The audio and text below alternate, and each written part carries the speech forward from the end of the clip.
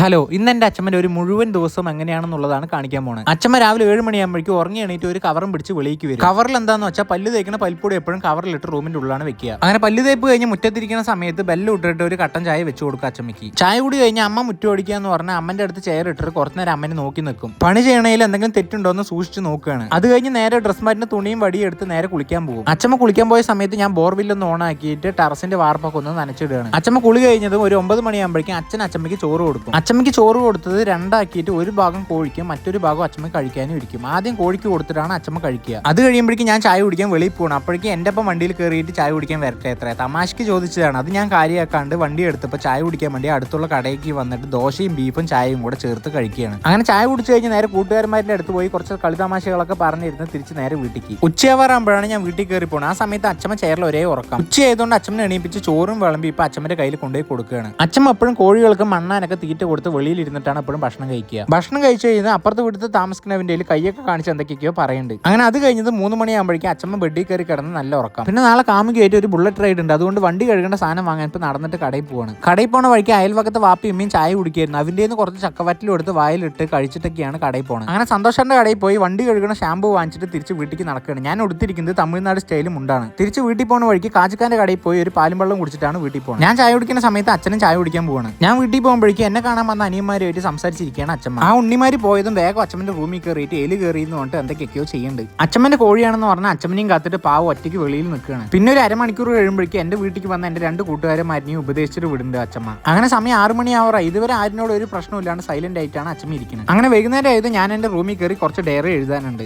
അതുകൊണ്ട് നേരെ ഡയറി ബുക്കും എടുത്തിട്ട് എഴുതാൻ തുടങ്ങിയിട്ട് 10 രൂപ കൊടുത്തു എന്ന് പറഞ്ഞാൽ ഇതുപോലെ ഒരുപാട് കളർ ഫോട്ടോസ് കിട്ടും. അത് ഒട്ടിച്ചിട്ടാണ് ഞാൻ എപ്പോഴും ഡയറി എഴുതാറ്. ഇത് ഞാൻ ഇന്നോ ഇന്നലെയോ തുടങ്ങിയ ശീലമല്ല. ഞാൻ എന്റെ 6ാം ക്ലാസ്സിൽ പഠിക്കുമ്പോൾ തൊട്ട് ഡയറി എഴുതാറുണ്ട്. എന്റെ ഒരുപാട് ഓർമ്മകളാണ് ഈ ബുക്കുകളിലുള്ളത്. മരുഭൂമിയിൽ മണല് വരെ എന്റെ ഡയറിയിലുണ്ട്. അങ്ങനെ എന്റെ പരിപാടികളൊക്കെ കഴിയുമ്പോഴേക്കും 9 മണിയായി. അച്ഛമ്മന്റെ മുറി പോയി നോക്കണം. അച്ഛമ്മ നല്ല ഉറക്കം. കൂർക്കം വലിച്ചിട്ടാണ് അച്ഛമ്മ ഉറങ്ങണത്. അപ്പൊ ഇതാണ് എന്റെ അച്ഛമ്മന്റെ സാധാരണ ഒരു ദിവസം. ഇന്ന് അച്ഛമ്മ ആരിനോടും പണങ്ങിയിട്ടില്ല. അപ്പൊ അടുത്തൊരു വീഡിയോ ആയിട്ട് വരാം.